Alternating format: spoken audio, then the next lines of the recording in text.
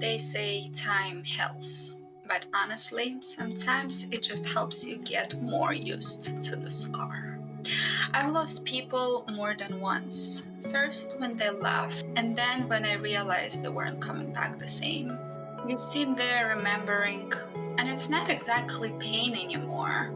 Not a tragedy, just life, unfiltered. Loss is a good teacher. It helps you tell the difference between I miss you and I want you back. And most of the time, you don't. With time, you stop fearing pain and start respecting what it showed you. So if today feels heavy, it's not regression, it's recalibration. Take a breath.